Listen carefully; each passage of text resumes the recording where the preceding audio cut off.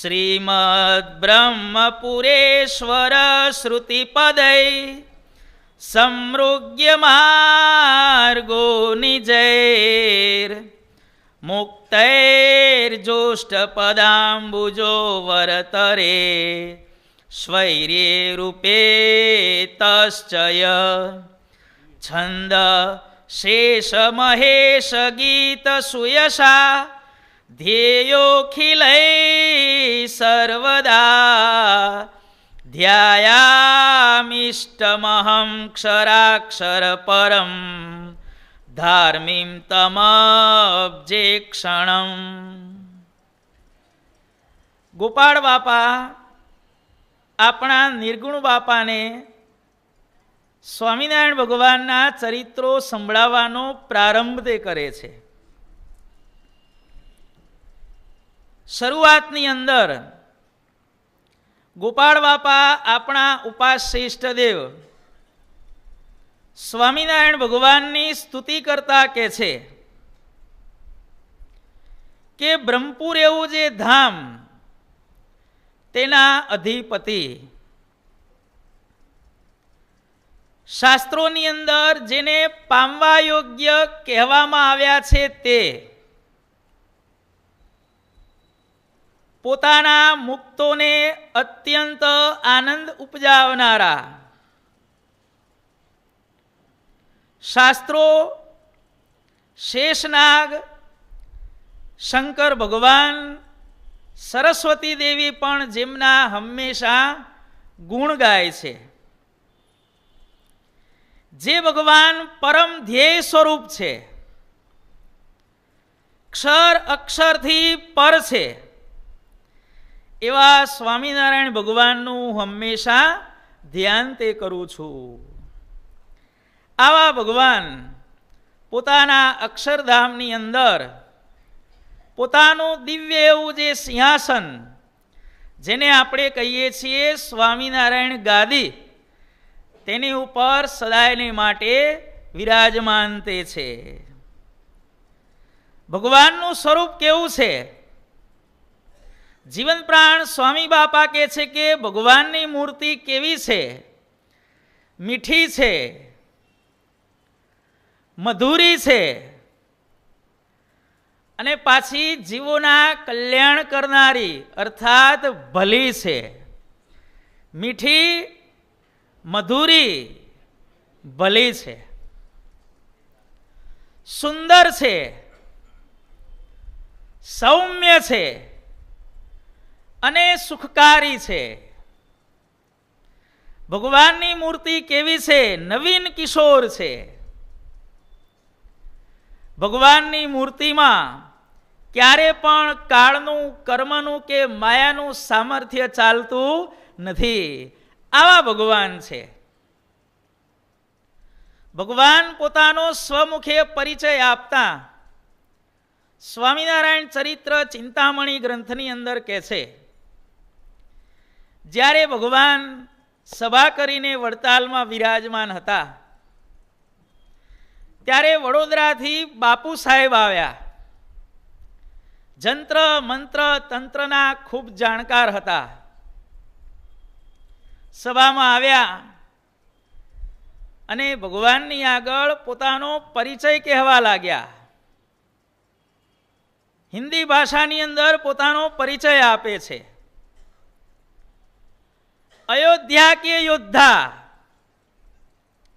સુર સે મશહૂર, જ્ઞાતિ સરવરિયા, જનુની લડવૈયા, ખાતે ગેઉં શેર, બજાતે હૈ શમશેર, पिता शिवराम गार्दी, बहुत लड़ाई मार दी, भुज पर है तावीद का गंडा, मुल्क में फरका दिया हमारा झंडा,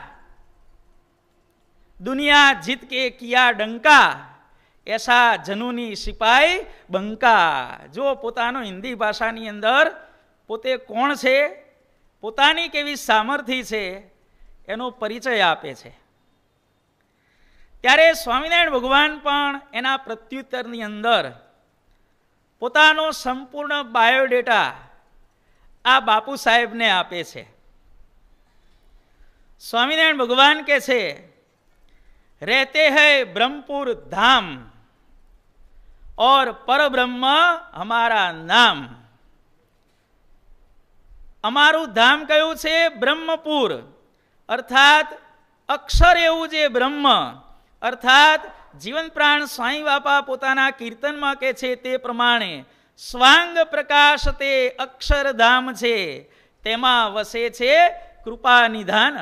પંચાળાના પહેલા વચનામૃતની અંદર સ્વામિનારાયણ ભગવાન કહે છે કે અક્ષર બ્રહ્મ છે, જે ભગવાનનું ધામ છે, એ તો ભગવાનની મૂર્તિના અંગનો પ્રકાશ તે છે. રહેતે હૈ બ્રહ્મપુર ધામ और પરબ્રહ્મ હમારા નામ. આવું જે અમારું બ્રહ્મરૂપી ધામ, એ બ્રહ્મરૂપી ધામના પણ અમે આધાર છીએ, અર્થાત બ્રહ્મથી પણ અમે પર છીએ, માટે અમારું પરબ્રહ્મ નામ છે. અમારું એડ્રેસ કયું? તો બ્રહ્મપુર ધામ. અમારું નામ તો કે પરબ્રહ્મ. ચૈતન્ય બ્રહ્મ હમારી જાતિ જ્ઞાતિ. ચૈતન્યમય બ્રહ્મ અમારી જ્ઞાતિ. અમારી જ્ઞાતિ કઈ છે? અમે દિવ્ય મૂર્તિ છીએ. અમારી વિશે દેહી ભાવ નથી. આપણા અંદર શરીર અને જીવ બે વસ્તુઓ હોય. જ્યારે મહારાજ અને મુક્તોની અંદર જીવ કો તો પણ ભગવાન, અને શરીર કો તો પણ ભગવાન. દેહ અને જીવાત્મા આવી બંને વસ્તુઓ અલગ અલગ ભગવાન અને સત્પુરુષોમાં હોતી નથી. શરીર કો તો એ જ, અને જીવાત્મા કો તો પણ એ જ. ચૈતન્યમય બ્રહ્મ હમારી જ્ઞાતિ, અલમસ્ત હમારી જાતિ. અમારી જ્ઞાતિ કઈ છે? અલમસ્ત જાતિ છીએ અમે. જ્ઞાતિ ચૈતન્યમય બ્રહ્મ. ત્યાર પછી કે છે અનાદિકાલ સે હમ અનાથ. અમે અનાદિકાળથી અનાથ છીએ. ભગવાન કેવા છે ભાઈ? અનાથ છે. ભગવાનની મમ્મીનું નામ શું? ભક્તિ અને ધર્મ તો આ લોકની અંદર, પણ ઉપર ભગવાનના મા બાપ કોણ? તો કોઈ નહીં. ભગવાનના કાકા મામા કોણ? તો કોઈ નહીં. ભગવાનના ફઈ અને માસી કોણ? તો કે કોઈ નહીં. અનાદિકાલ સે હૈ અનાથ, લેકિન સબ સૃષ્ટિ કે હૈ નાથ. અમે ભલે અનાથ છીએ, પણ જીવાત્માઓ જેટલા પણ આ પૃથ્વી ઉપર વસે છે, એ જીવાત્માથી માંડી અને મુક્તો સુધીના અમે નાથ છીએ. સાંઈ બાપા પોતાના કીર્તનમાં કહે છે જાણી બિરદ નાથ સનાથ કરવા પૃથ્વી પરે વિચર્યા. जिसको हम पकड़ते कबू नहीं छोड़ते. એક વખત જે જીવ અમારા શરણે આવ્યો એને અમે ક્યારે પણ મૂકતા નથી. જો ભાઈ, ભગવાન પોતાનો આ પરિચય આપે છે. ત્યારે બધા સભામાં હતા, આશ્ચર્ય પામી ગયા કે ખરેખર ભગવાનનો બાયોડેટા એ ખૂબ જ જોરદાર છે. આવા આપણા ઉપાસ્ય ઇષ્ટદેવ સર્વોપરી સ્વામિનારાયણ ભગવાન પોતે દિવ્ય સિંહાસન ઉપર અખંડ તે વિરાજમાન છે. અને એ ભગવાનનું ધામ કેવું છે?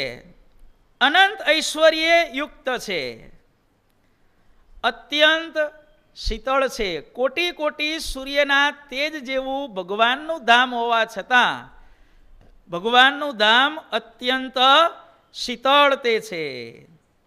આવું ભગવાનનું ધામ, એની ઉપર સુંદર મજાનું સિંહાસન, અને એમાં બિરાજમાન એવા આપણા સ્વામિનારાયણ ભગવાન, જેમની મૂર્તિની અંદર અનંત કોટી અનાદિ મુક્તો રોમે રોમમાં પોતે રસબસ ભાવે સુખ તે લઈ રહ્યા છે.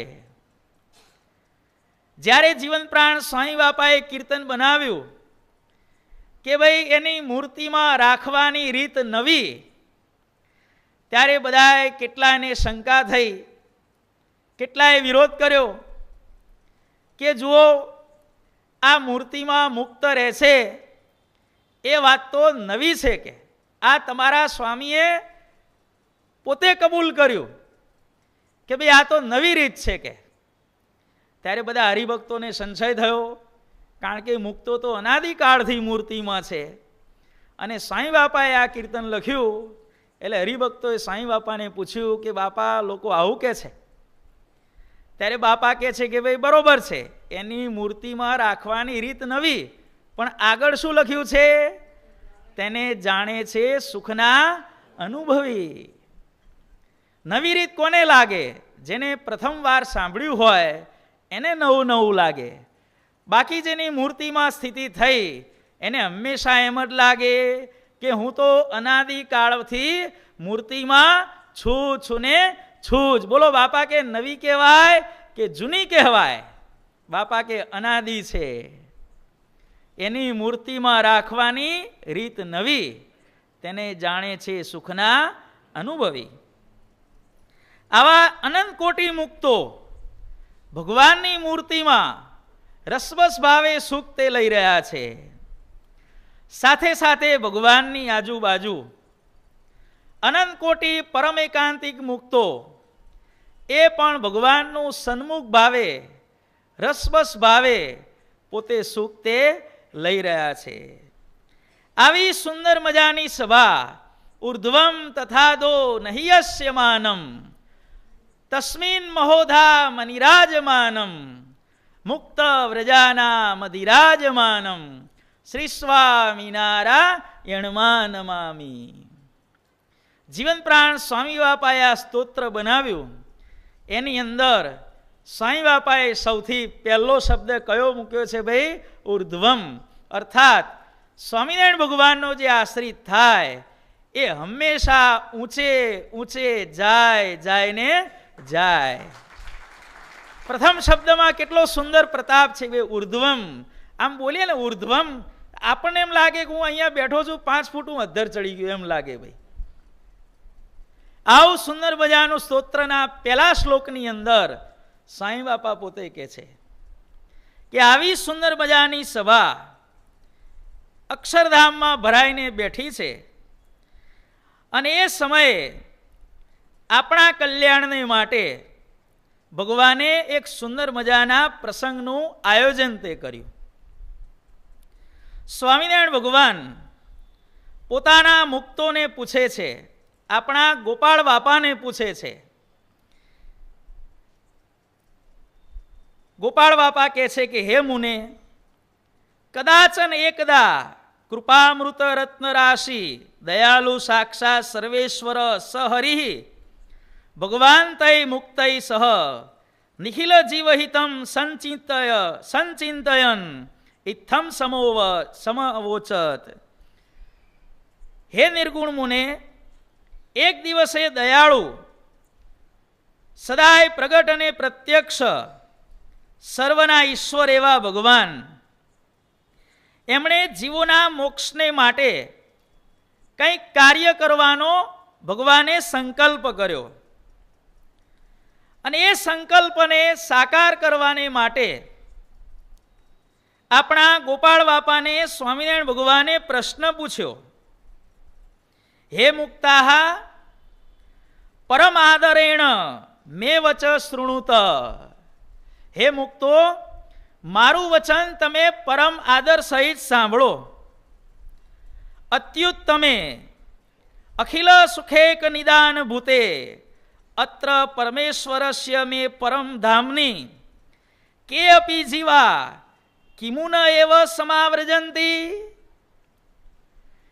આ જે બ્રહ્માંડ છે, કયું બ્રહ્માંડ? આપણે જે બ્રહ્માંડમાં વસીએ છીએ એ બ્રહ્માંડમાંથી હજી સુધી કોઈ પણ જીવાત્મા આપણા ધામમાં કેમ આવ્યો નથી? બ્રહ્માંડની 50 વર્ષની આવરદા થઈ ગઈ. નાના વિધા પરિમિતા કૃષ્ણા મુખ્યા મે અવતારા અધિક્ષિતિ મુહુ મુહુ જાતા કિલ તદપી મમ અંતિ કહપી કથમ ન એવ આગત. અમે કેટલાય અવતારોને પહેલા મોકલ્યા અનંત કોટી અવતારો થઈ ગયા, પણ હજી સુધી કોઈ જીવ અમારા ધામમાં કેમ આવતો નથી? કોણ પૂછે છે?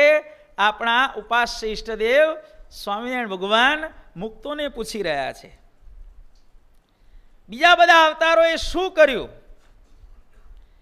ઇતિ શ્રુત્વા, આ પ્રમાણે જેમણે ભગવાનના વચનો સાંભળ્યા છે એવા મુક્તો હરિમતમ ઇતિ અવોચન, હે સ્વામીન, મુક્તો બધાએ ભગવાનને જવાબ આપે છે. ક્ષિતૌ તે તવ અવતારા સમભવન, પૃથ્વીની અંદર આપની આજ્ઞાથી કેટલાય બધા અવતારો થઈ ગયા, કિંતુ હે પ્રભો તે સર્વે નિજ નિજાશ્રિત સર્વા ભક્તાન નિજ નિજાન નિલયાન અનયન, જે બધા અવતારો થયા એ બધા જ અવતારો પોતાના આશ્રિતોને પોતાના ધામમાં લઈ ગયા. કારણ કે આખી જિંદગીમાં એમને મળ્યા કેટલા? બાપાશ્રીએ પોતાની વાતોમાં આંકડો લખ્યો છે ભાઈ. કોઈએ 2, કોઈએ 2.5, કોઈએ 3. ત્યારે આપણને એમ સંશય થાય કે 2 ને 3 તો બરોબર, પણ આ 2.5નો આંકડો એટલે શું? તો અડધા એટલે હનુમાનજી ભાઈ. અડધું કોણ? હનુમાનજી. મોક્ષ એનો નક્કી છે, પણ રામકથા સાંભળવા માટે એમણે ચિરંજીવીપણાનું વરદાન માગેલું હોવાથી હજી ધામમાં પહોંચ્યા નથી. કલ્યાણ નક્કી છે, વૈકુંઠમાં જવાનું એનું બુકિંગ થઈ ગયું છે, પણ હજી સુધી પહોંચ્યા નથી.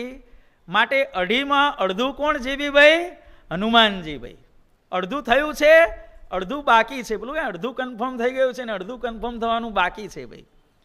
એટલે ઘણા પૂછે કે ભાઈ અડધું કોણ? સાંઈ બાપા પોતાની વાતોમાં કહે છે ને ભાઈ, રામો લક્ષ્મણમ અબ્રવીત. રામ એટલે રામ, લક્ષ્મણ એટલે લક્ષ્મણ, મબ્રવી એટલે સીતા, અને ખોડિયો ત એટલે કોણ ભાઈ? હનુમાનજી. ઇતિ સંપૂર્ણમ ભાઈ. 2, 2.5, 3, 3.5 જીવોના કલ્યાણ કર્યા, પરંતુ તે બધા અવતારોએ 2-3 જણા માંડબાના હાથમાં આવ્યા એટલે એને પોતાના કમિશન દલાલી તરીકે પોતાની પાસે રાખી લીધા. મહારાજ, આપ સમાન બળ નહીં અને મેઘ સમાન જળ નહીં. મુક્તો મહારાજને પ્રાર્થના કરતા કહે છે, હે મહારાજ, જો તમારી ઈચ્છા હોય કે આ ધામની અંદર બધા જીવાત્માઓ મૂર્તિ સુખે સુખિયા થઈ અને આવે, તો મહારાજ આપે પોતે પધારવું પડશે. અને મહારાજે પણ સંકલ્પ કર્યો. એતત નિશમ્ય કરુણાંબુધિ ભગવાન હરિ પ્રિયતરાન તાન મુક્તાનિતિ પ્રાહ. આ પ્રમાણે જ્યારે મુક્તોની વાણી સાંભળી ત્યારે ભગવાન કહે છે કે હે મુક્તા, તતઃ વયમ ભૂમૌ ભરતાખ્ય ખંડે અસ્મદીયમ અલૌકિક દર્શનમ દદ્યામ ખલુ. હે મુક્તો, જો એ પ્રમાણે જ વાત હોય તો ચાલો આપણે બધા સાથે મળી અને ભરતખંડની અંદર મનુષ્ય સ્વરૂપે દર્શન તે આપીએ. મહારાજ અને મુક્તોની વચ્ચે જે આ વાતચીત થઈ એને જીવન પ્રાણ સ્વામી બાપાએ કીર્તનની અંદર આખી કંડારેલી છે. અને યોગાનુયોગ જુઓ, સ્વામિનારાયણ ભગવાન પ્રગટ થયા 1837ની સાલમાં અને પ્રગટ્યા પોતે પરમ દયાળુ. આ કીર્તન પણ હરિજ્ઞાનામૃત કાવ્યના પેજ નંબર 37 ઉપર છે પાછું ભાઈ. પ્રગટ્યા પોતે પરમ દયાળુ શ્રીજી કૃપાળુ આજ, દુખિયા દેખી જીવ માયાના કરવા તેના કાજ. સ્વામિનારાયણ ભગવાન કે છે, ચાલો મુનિઓ, લાડી લાજે પોતાના તેને શ્રીજી કહે કરી પ્યાર, ચાલો મુનિઓ દર્શન દઈએ ભરત ખંડ મોજાર. ચાલો મુક્તો, આપણે ભરતખંડની અંદર આપણે બધા જીવોના કલ્યાણને માટે આપણે મનુષ્ય સ્વરૂપે દર્શન તે આપીએ. તતઃ તે મુક્તા પ્રણતાઃ સંતઃ તમ હરિ ઇતિ સમૂચુઃ. ભગવાને પોતાનો જ્યારે ભરતખંડની અંદર દર્શન દેવાનો સંકલ્પ જાહેર કર્યો અને મુક્તોને પણ આજ્ઞા કરી, ત્યારે મુક્તો શું કહે છે? હે સ્વામીન, તવ કૃપયા સદા એવ નઃ સૌખ્યમ અસ્તિ. હે હરે, હે નાથ, નિજાર્તિહંતા ત્વમ સ્વયંભુવિ ગત્વા અનેક જીવ કલ્યાણમ કુરુ. મુક્તો કહે છે કે હે પ્રભુ, અમે તો તમારી કૃપાથી સુખિયા છીએ. મુક્ત કહે હરિ તવ કૃપાથી સદાય અમને સુખ. આપ પધારી ટાળો જીવના કોટી જન્મના દુઃખ. મુક્તો કહે છે કે પ્રભુ, આપ પધારો, આપની કૃપાથી અમને અહીંયા મજા છે. તમે જાઓ અને જીવોને તમે અહીંયા લઈ આવો. હે પ્રભુ, તાન જીવાન મુક્ત નિજ મુક્ત વરાન વિધાય તેભ્ય અખિલમ નિજ મૂર્તિ સૌખ્યમ પ્રદેયમ. તતઃ કાર્યમ તું તવ એવ અસ્તિ. જીવોને મુક્ત કરીને સુખ આપવું, હે પ્રભુ, આપનું કામ છે. હે ભગવાન, કિલ તત્ર તસ્મિન વિષયે નહ કિમ કાર્યમ અસ્તિ. એ કામ તમારું છે અને તમારા કામમાં અમારે દખલ દેવાની કે એમાં વચ્ચે પડવાની અમારે શું જરૂર છે? મુક્ત કરી સુખ આપવું એ છે કેવળ આપનું કામ. શું છે જરૂર અમારી ત્યાંય, બોલો પૂરણ કામ. જો મુક્તો ભગવાનને કહે છે કે પ્રભુ, અમારી ત્યાં શું જરૂર છે? સંકલ્પ માત્રે કરી આપ અનંત જીવોના મોક્ષ કરી શકો તેમ છો. ત્યારે તતઃ સ ભગવાન તાન સ્વમુક્તાન ઇતિ ઉવાચ. મુક્તો પ્રત્યે ભગવાન બોલ્યા, તે નિખિલા જીવા હાતુ કરુણોચિતા સંતિ. હિ ખરેખર તે સર્વે ચિરકાલત માયારતા એવ. અતએવ તે મનુજા મનુજાકૃતિ ધારિણમ મામ ન જ્ઞાસ્યંતી. જીવો બિચારા મૂળ માયામાં ફસેલા છે. મનુષ્ય સ્વરૂપમાં રહેલા એવા મને આ જીવો ઓળખી શકવાના નથી. શ્રીજી કહે એ જીવો બિચારા મૂળ માયામાં ફસેલ. પ્રીછે નહીં મુજને તે કારણ, આવો તમે મારી ગેલ. મહારાજ કહે છે કે તમારી વાત સાચી છે, જીવોને મુક્ત કરવાનું કામ એ તો મારું છે, પણ હું એકલો પૃથ્વી ઉપર જઈશ તો મનુષ્ય રૂપમાં રહેલા એવા મને પૃથ્વીના જીવો, અજ્ઞાની જીવો ઓળખી શકશે નહીં. માટે તમે મારી સાથે આવો. અતહિ યુયમ મયા સહ તત્ર આવ્રજત એવ. સમસ્તાઃ ચ નટવત તાદૃશ્યતરા ભૂત્વા આદરેણ મુદયા મમ એવ ભજનમ કૃત્વા તેષામ વૃષાદી દ્રઢતામ પ્રવિધાય ધ્વમ. શ્રીજી મહારાજ કહે છે કે મુક્તો, તમે મારી સાથે આવો અને સર્વેને તમે ધર્મ, જ્ઞાન, વૈરાગ્ય ને ભક્તિમાં, ધર્મ, જ્ઞાન, વૈરાગ્ય, ભક્તિમાં દ્રઢ કરાવો મન. તમે આ કામ કરો કે સ્થિતિ કરવાનું, કરાવવાનું કામ એ હું કરીશ. મારો જે દિવ્ય ભાવ, મારો મહિમા, મારી ઉપાસના તમે જીવોને સમજાવો અને તમારું વર્તન જોઈને, તમારો ઉપદેશ સાંભળીને કેટલાય જીવો મોક્ષને તે પામશે. દિવ્ય ભાવ, એ ભાઈ ફોન બંધ કરી દો, વાત નહીં કરવાની. દિવ્ય ભાવ ઉપાસના મહિમા સમજાવો કરી જોક્ત.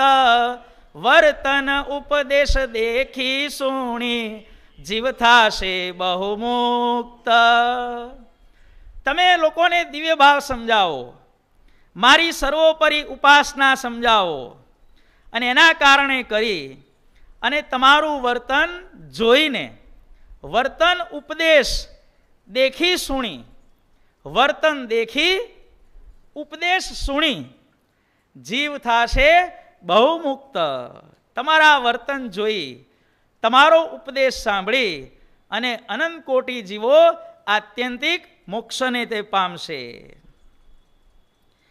ઇતિ શ્રુત્વા, આ પ્રમાણે જ્યારે મુક્તોએ સાંભળ્યું ત્યારે મુક્તાહ સમ અવોચત, મુક્તો બોલ્યા, હે ઈશ, સ્વાશ્રિતાન તાન નિખિલાન વર્તમાન સંધાર્ય દેહ નિકરાન સ્થૂલ સૂક્ષ્મ કારણમ મહાકારણમ ચ ઇતિ દેહચયાન પરિપાતયિત્વા મુક્તાન વિધાય તવ મૂર્તો એવ પરિરક્ષ. હે પ્રભુ, આ બધું કરવાની શું જરૂર છે? ધર્મ, જ્ઞાન, વૈરાગ્ય, ભક્તિ શીખવાડવા, દિવ્ય ભાવ સમજાવવો, તમારી સર્વોપરી ઉપાસના સમજાવી, એમાં કેટલાને દ્રઢ થયું ન થયું, કેટલાક સમજ્યા ન સમજ્યા, એના કરતાં પ્રભુ એક કામ કરવાનું, જે વ્યક્તિ તમારી પાસે આવે તમારે વર્તમાન ધરાવવાના, એનો દેહ પડાવી દેવાનો અને એને મૂર્તિમાં રાખી લેવાનો.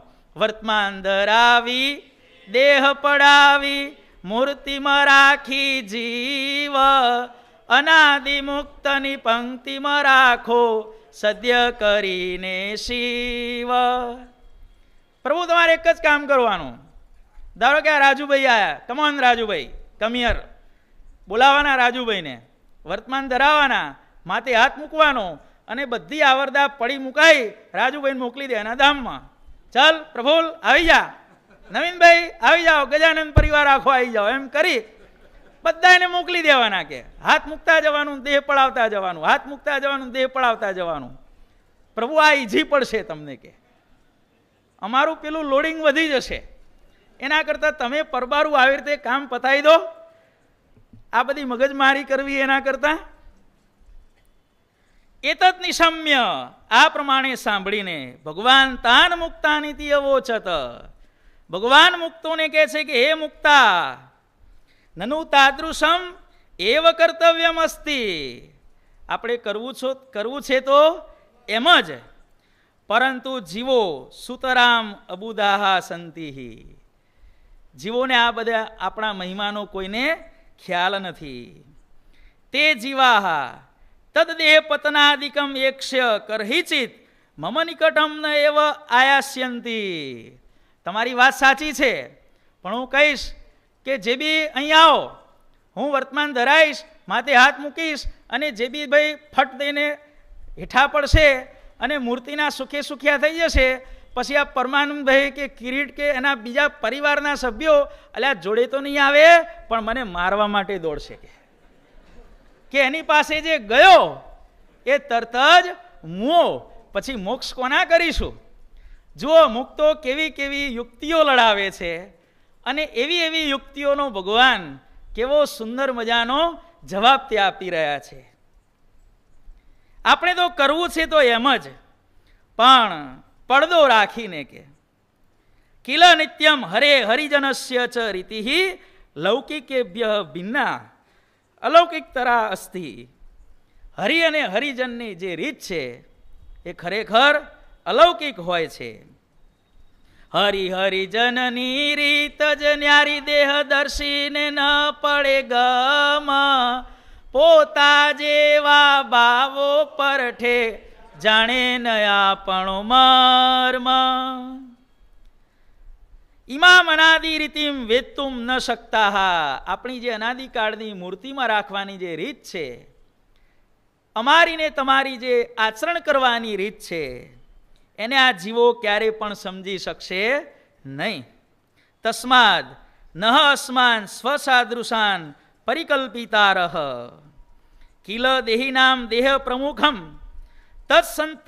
તત્સંત્યાજ્ય તેભ્ય પરમ શિવપદમ દાસ્યામહે તદ અહમ યુયમ અવપ્રાપ્ત પદ સચજ્ઞાસ્યામહે.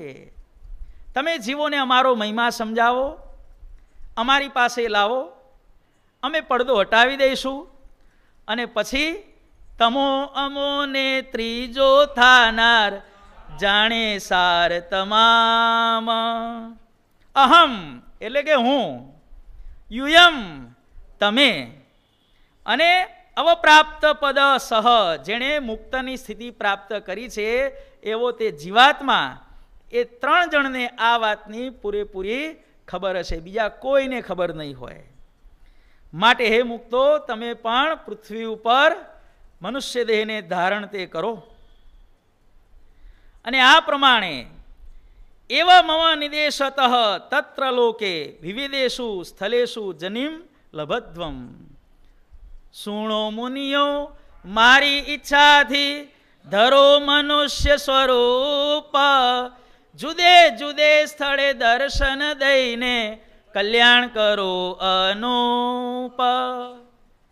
બધે બધા વેચાઈ જાઓ, કોઈ કાઠિયાવાડમાં, કોઈ ચરોતરમાં, કોઈ વડતાલમાં, વિસનગર, જેતલપુર, કચ્છમાં, બધે બધા દરેકને એરિયા એલોટ કરી દીધો, દરેકને જ્ઞાતિઓ પણ એલોટ કરી દીધી. તમે બ્રાહ્મણમાં, તમે ક્ષત્રિયમાં, તમે વૈશ્યમાં, તમે શુદ્રમાં, તમે પુરુષમાં, તમે સ્ત્રીમાં, બધો ભગવાને પ્રોગ્રામ સુંદર મજાનો દરેકનો નક્કી કર્યો.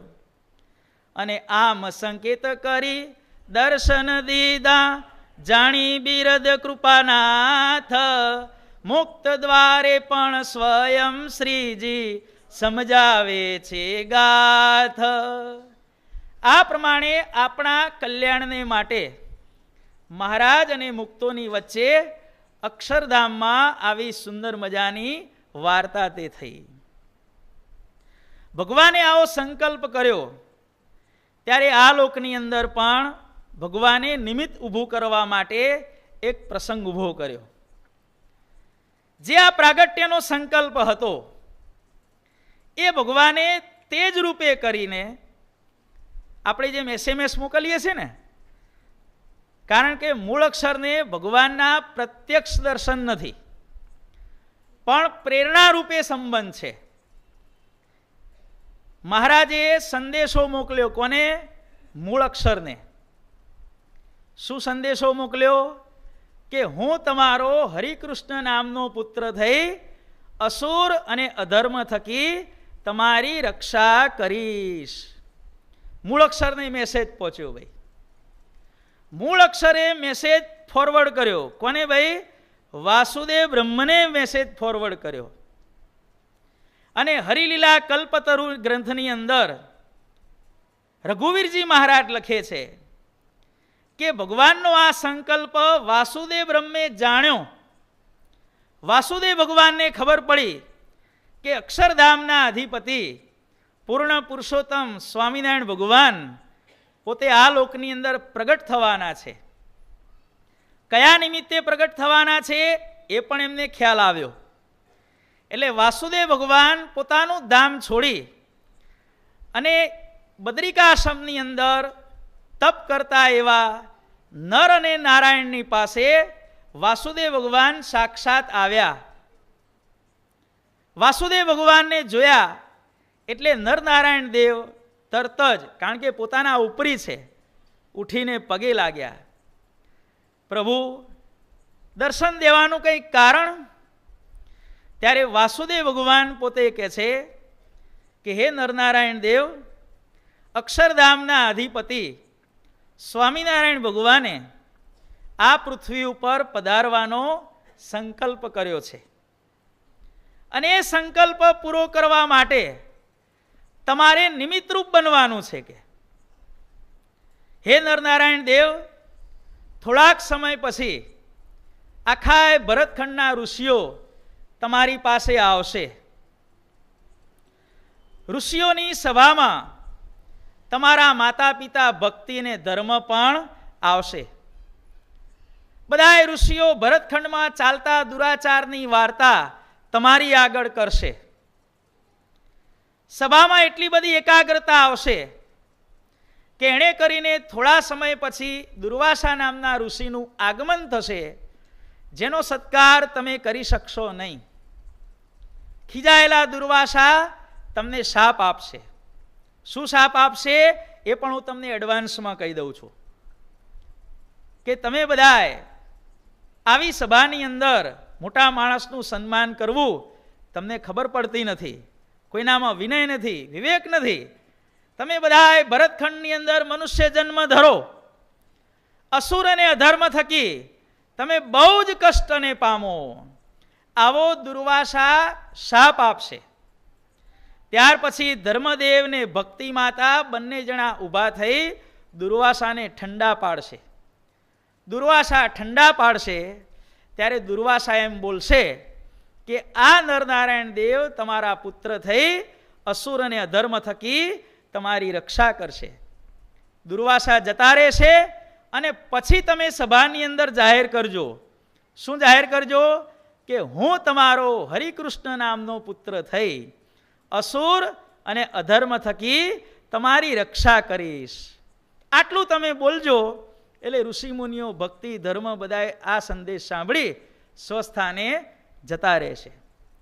આપણે જે આ બદ્રિકાશ્રમના સાપનો જે પ્રસંગ સાંભળીએ છીએ ને, પણ વાસ્તવની અંદર નરનારાયણ દેવને સ્વામિનારાયણ ભગવાન દ્વારા મૂળ અક્ષર થ્રુ, વાસુદેવ બ્રહ્મ થ્રુ નરનારાયણ દેવને અગાઉથી ઇન્ફોર્મેશન આપી દેવામાં આવી હતી. આવું ખુદ રઘુવીરજી મહારાજે હરિલીલા કલ્પતરુ નામનો જે ગ્રંથ છે એની અંદર આ વસ્તુ એમણે ચોખ્ખી લખેલી છે. નરનારાયણ દેવ પછી પૂછે છે કે પ્રભુ, કે હું તમારો હરિકૃષ્ણ નામનો પુત્ર થઈ અસુર અને અધર્મ થકી તમારી રક્ષા કરીશ, તો ભક્તિને ધર્મને ત્યાં મારે પ્રગટ થવાનું છે? ત્યારે વાસુદેવ ભગવાન કહે છે કે નહીં, પ્રગટ તમારે થવાનું નથી. આ તો ઉપરથી મેસેજ આવ્યો છે. શું મેસેજ આવ્યો છે? હું તમારો હરિકૃષ્ણ નામનો પુત્ર થઈ અસુર અને અધર્મ થકી તમારી રક્ષા કરીશ. આમાં જે હું છે એ હું કોણ છે ભાઈ? ઋષિ મુનિઓની સભામાં નરનારાયણ દેવ બોલ્યા કે હું તમારો હરિકૃષ્ણ નામનો પુત્ર થઈ અસુર અને અધર્મ થકી તમારી રક્ષા કરીશ. એટલે આપણને એમ થાય કે નરનારાયણ દેવ છે એ સ્વયં ભક્તિ ધર્મને ત્યાં સ્વામિનારાયણ સ્વરૂપે પ્રગટ થયા એવું આપણને સમજાય. પણ વાસ્તવની અંદર જે નરનારાયણ દેવ બોલ્યા એ તો ભગવાનનું કોટેશન હતું. અને ભગવાનનું કોટેશન એમને ક્યાંથી મળ્યું? વાસુદેવ બ્રહ્મ પાસેથી. વાસુદેવ બ્રહ્મનું જે કોટેશન આવ્યું ક્યાંથી આવ્યું? મૂળક્ષર પાસેથી. અને મૂળક્ષર પાસેથી હું તમારો હરિકૃષ્ણ નામનો પુત્ર થઈ એ જે બોલ્યું, કોણ બોલ્યું? આપણા ઉપાસ્ય ઈષ્ટદેવ સ્વામિનારાયણ ભગવાન. એટલે નરનારાયણ દેવ જે બોલ્યા કે હું તમારો હરિકૃષ્ણ નામનો પુત્ર થઈ, એની અંદર જે હું છે એ હું વાસ્તવની અંદર નરનારાયણ દેવ માટે નહીં, પણ એ હું જે છે એ સ્વયં આપણા ઉપાસ્ય ઈષ્ટદેવ સ્વામિનારાયણ ભગવાન છે. ભાઈ વાસુદેવ ભગવાન કહે છે કે તમારે આટલું જ બોલવાનું છે કે, અને પછી પ્રગટ થવાનું કામ કોણ કરશે? અક્ષરધામના અધિપતિ સ્વામિનારાયણ ભગવાન ખુદ ભક્તિ અને ધર્મને ત્યાં પ્રગટ થશે. એટલે આ પ્રમાણે સ્વામિનારાયણ ભગવાને અક્ષરધામમાં રહ્યા થકા પ્રગટ થવાનો સંકલ્પ કર્યો. એ ભગવાનનો સંકલ્પ નરનારાયણ દેવને અગાઉથી જણાવવામાં આવ્યો. થોડા સમય પછી આવું બનશે, દુર્વાસા શાપ આપશે, આમ થશે, સાંત્વના કરશે અને પછી તમે આમ બોલજો. આખી ઘટના તૈયાર થઈ. અને આ ઘટના તૈયાર થઈ, દુર્વાસાનો શાપ પૂરો થયો. પછી કહે છે કે સૃષ્ટિના તમામ દેવતાઓ બદ્રિકાશ્રમમાં ગયા. વિષ્ણુ, બ્રહ્મા, શિવ, સૂર્ય, ચંદ્ર, ઇન્દ્ર, અગ્નિ, વાયુ, જે આપણે દેવતાઓ કહીએ છીએ ને, બધાય દેવતાઓ ક્યાં ગયા? બદ્રિકાશ્રમમાં ગયા. ખબર પડી કે દુર્વાસાએ શાપ આપ્યો છે, નરનારાયણ પ્રગટ થવાના છે. કારણ કે એમને તો એમ જ ખબર હોય ને ભાઈ.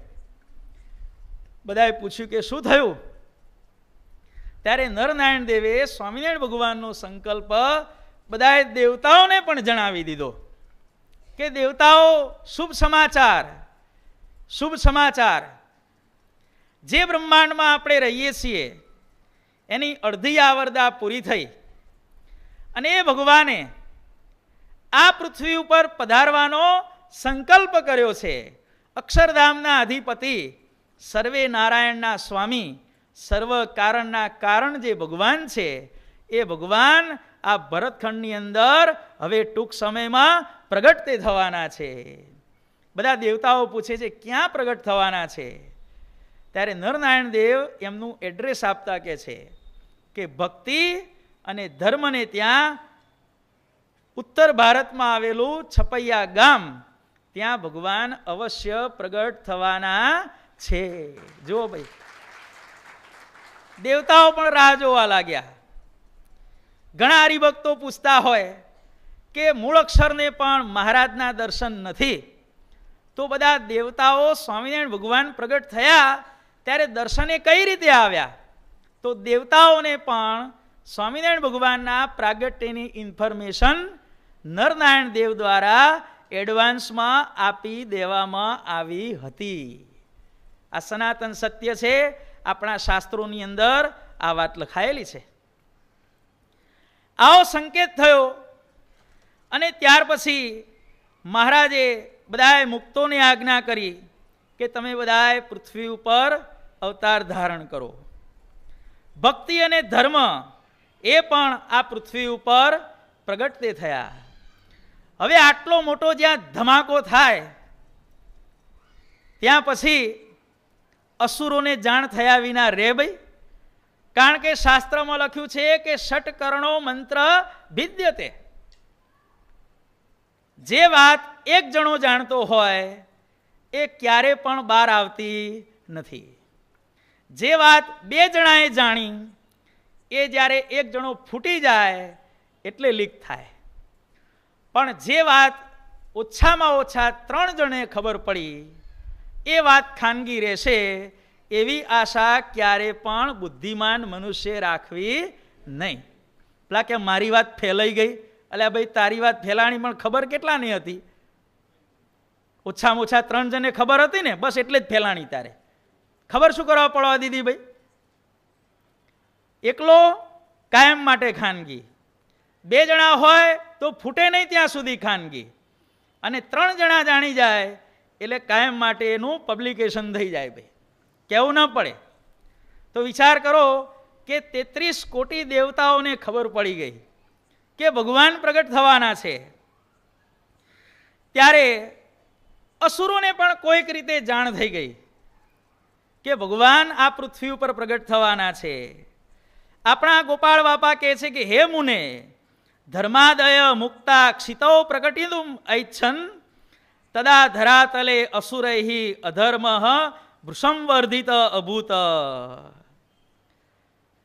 અસુરો અને અધર્મનો ત્રાસ આ પૃથ્વી ઉપર વધી ગયો અને અસુરોએ નક્કી કર્યું કે ભગવાન પ્રગટ થવાના છે, તો આપણે પણ એમના ભેગા જન્મ લઈ અને આપણે લોકોને ભગવાન ભજવા દેવા નથી. અસુરોની પાર્લામેન્ટ ભરાણી ભાઈ. હો, બધાએ અસુરો આખી પૃથ્વી ઉપર હતા, બધાએ ભેગા થયા. અસુરોની પત્નીઓ પણ ભેગી થઈ ભાઈ, અને જબરજસ્ત પાર્લામેન્ટ કોઈક એવા ગુપ્ત સ્થળે ભરાણી.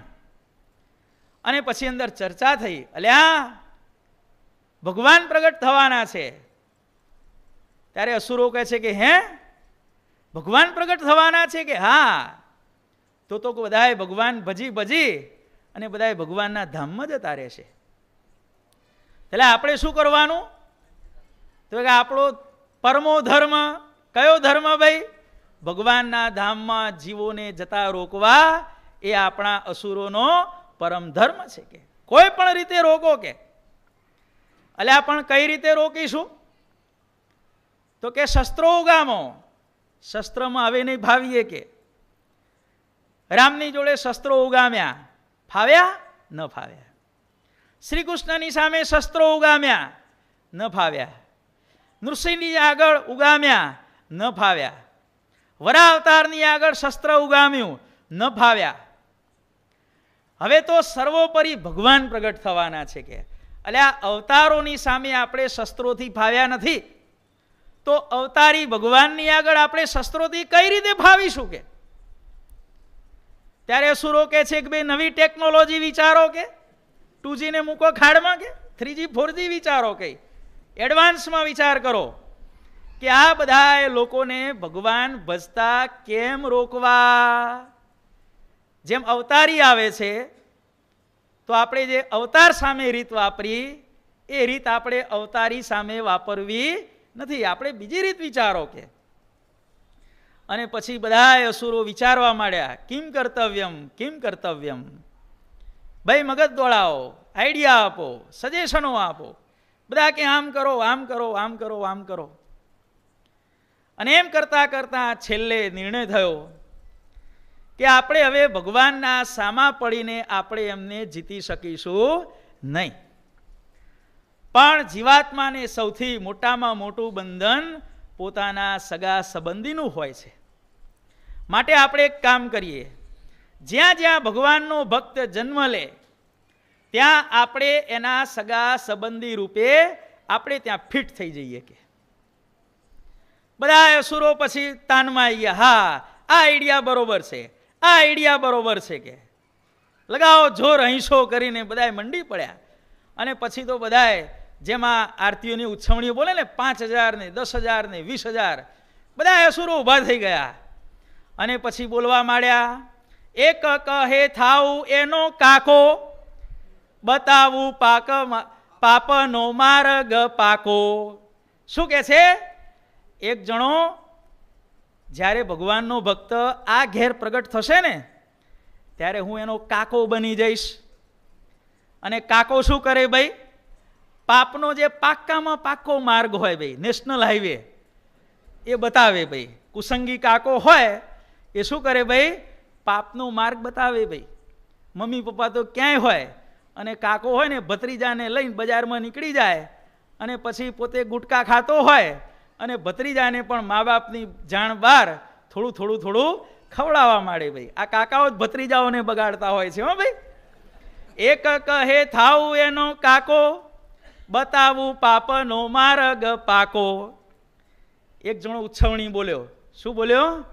હું કાકો બનીશ. કે ત્યારે બીજો બોલે, તું કાકો થઈશ તો હું મામો બનીશ. કે એક કહે થાઉ એનો મામો, બતાવું પાપનો માર્ગ સામો. શું કે છે? કે હું સામે બતાવીશ, જો આ પાપનો માર્ગ છે. ભાણાભાઈ ઉપડો. કે અને આપણા ઇતિહાસો પુરાણો વાંચો ભાઈ. જ્યાં જ્યાં મામાને ભાણિયા ભેગા થયા છે ત્યાં હંમેશા સત્યાનાશ સિવાય બીજું કંઈ સર્જાયું નથી. માટે ક્યારે પણ મામા ભાણિયાઓ ભેગા થશો નહીં. જુઓ ભાઈ, રામાયણ કેમ થઈ? રાવણને મારીચ ભેગા થયા. રાવણ ભાણો, મારીચ મામો, ભૂકા નીકળી ગયા રાવણના ભાઈ. મહાભારત કેમ થઈ? મામો શકુની અને ભાણિયો દુર્યોધન ભૂકા નીકળી ગયા ભાઈ. પર્વત અને નારદ બંને જણા ભેગા થયા કન્યાને પરણવા માટે, તો બંનેના મોઢા માકડા થયા ભાઈ. ગોપાળ બાપાની વાતોમાં પેલો રાવ સાહેબને વળગેલો બ્રહ્મ રાક્ષસ અને એનો ભાણિયો 7 ફેણવાળો નાગ થયો, ત્યાંય મામો ભાણિયો ભાઈ. માટે મામા ભાણિયાનો સંયોગ ખાસ કરીને જે બનેવી હોય, કોણ ભાણિયાનો પિતા, એના માટે બહુ જ ખતરનાક છે. માટે મામા ભાણિયાએ ક્યારે પણ ભેગું થવું નહીં. અને મામો ને ભાણિયો ભેગા થયા એટલે સૌથી પહેલું ભોપાળું ભાણિયાના કુટુંબનું વળગે ભાઈ. શું નીકળે ભાઈ? ધ્યાન રાખજો ભાઈ. મામા ભાણિયાઓ ઠીક છે, દિવાળી રજા કે રક્ષાબંધન રાખડી બંધ્યા બરોબર, આખો દાડો ભેગું નહીં રહેવાનું ભાઈ.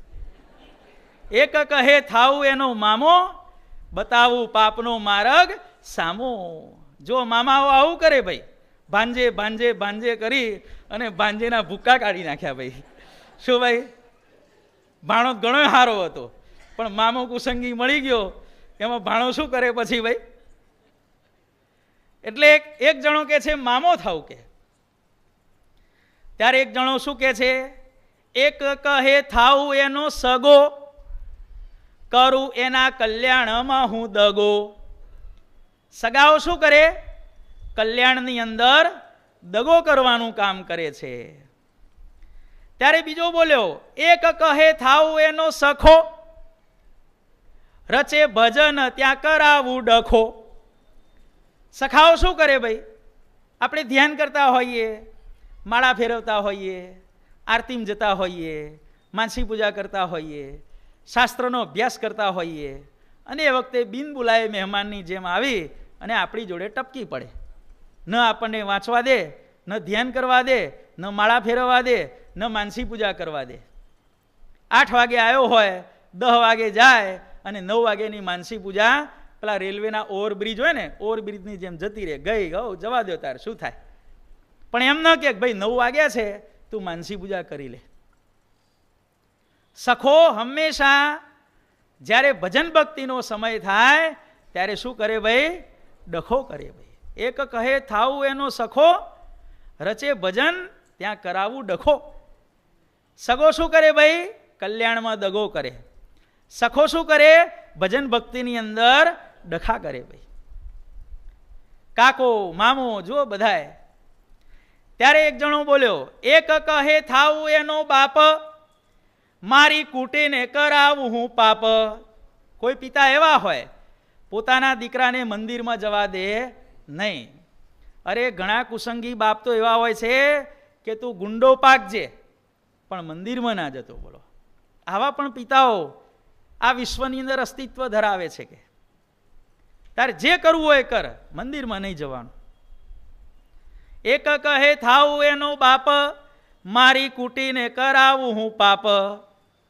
મારી કૂટીને હું પાપ કરાવું. મસાલો ના શેનો ખાય કે 6 મહિનાનો હોય ત્યારથી એને પડીકી ખાતો કરી દઉં કે, અને એવું વ્યસન લગાડી દઉં કે આખી જિંદગી એને છૂટે જ નહીં કે. હવે અસુરો આ પ્રમાણે બોલ્યા ત્યારે અસુરની પત્નીઓ પણ બાકી રે ભાઈ. ઉછવણી તો ભાઈઓ પણ બોલે, બહેનો પણ બોલે ભાઈ. બધાએ બોલ્યા કે ભાઈ તમે બધા એમ થશો તો અમે કઈ જઈએ એવા છીએ કે. એક કહે થાવું એની માત, નિત્ય શીખવું હું પાપની વાત. હું એની માત બની જઈશ કે, એને જન્મ જ હું આપીશ કે. અને નાનપણથી જ એકાદશી હોય ત્યારે લે બેટા ખીચડી ખા. 6 મહિનાનો હોય ત્યારથી ટેવ પડાવી દેવાની. મોરૈયો દેખાડવાનો જ નહીં ને કે. નાનપણથી ટેવ પડાવી દેવાની.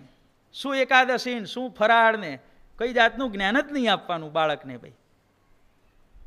એક કહે થાવું એની માત, નિત્ય શીખવું પાપની વાત.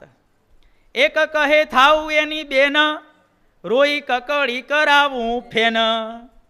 એક કહે છે કે હું એની બેન બની જઈશ અને ભાઈ મારે આ જોઈએ, ભાઈ મારે આ જોઈએ, દિવાળીમાં આટલી ભેટ જોઈએ, રક્ષાબંધનમાં રાખડીની આટલી ભેટ જોઈએ, મારે આમ જોઈએ. હું રડતી જઈશ અને મારો ભાઈ મારી ઈચ્છાઓ પૂરી કરવા માટે કંઈક પ્રકારના કાળા કામ કરી અને માયામાં એને હું બરોબર ઝાલી રાખીશ કે હું બેન બની જઈશ કે. ત્યારે એક જણ શું કહે છે? એક કહે થાવું એની દીકરી, શું મારી ચિંતામાં ન ભજે હરી. દુનિયામાં સૌથી મોટામાં મોટું ટેન્શન કોને હોય છે? જેને દીકરીઓ હોય તેને.